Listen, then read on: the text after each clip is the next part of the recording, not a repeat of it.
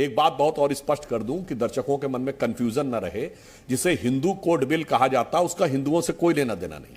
चूंकि नेहरू जी की सरकार जिस समय यह लाई तो उसकी यह हिम्मत नहीं थी कि मुस्लिमों के लिए लाए, तो इसलिए उन्होंने सिर्फ हिंदू समाज पे लागू किया, इसलिए इसका नाम हिंदू कोड बिल है। इसका हिंदू धर्म से कोई लेना देना नहीं है। और इस विषय का विस्तृत विवरण दीपक जी खुद नेहरू जी की जबानी में कोट करता हूं। 1956 में हंगरी के एक पत्रकार टिबोर मोंडे को नेहरू जी ने अपना विस्तृत इंटरव्यू दिया, जो उसने अपनी किताब Nehru's view India and the world, उसमें उन्होंने कॉमन सिविल कोड पर भी पूछा। तो नेहरू जी ने बड़े गर्व से बताया कि हमने अब हिंदुओं में दूसरी शादी को गैर कानूनी कर दिया है, जायदाद में विरासत के नियमों को निर्धारित कर दिया है। तो पत्रकार पूछता है मुस्लिमों के बारे में, तो यह नेहरू का शब्द है, उसमें अंग्रेजी में है, इसलिए मैं बोल रहा हूं, I can not dare to touch मुस्लिम।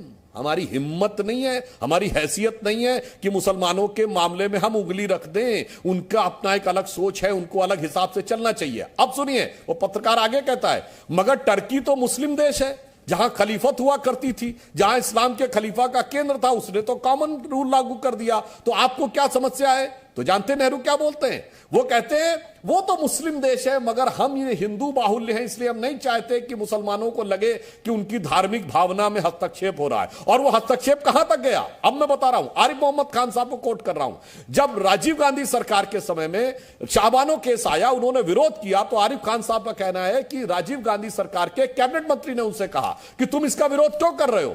उन्होंने कहा मैं इसलिए विरोध कर रहा हूं कि मुस्लिम समाज को गर्त में ले जाने वाला काम हो रहा है। तो वो बोले, ये बकौर आरिफ साहब, राजीव गांधी सरकार का कैबिनेट मिनिस्टर बोल रहा है कि मुसलमान अगर गटर में पड़े रहना चाहते तो तुम पड़े रहने दो, क्यों तुम उस चक्कर में पड़ रहे हो? बस वही मानसिकता, इसीलिए आज देश की सारी माइनॉरिटीज एक से बढ़कर एक प्रॉस्परस है। पारसी 0.1% की है। देखिए कैसे कैसे बड़े बड़े इंडस्ट्री, बड़े बड़े हमारे आर्मी चीफ से लेके क्या क्या हुए।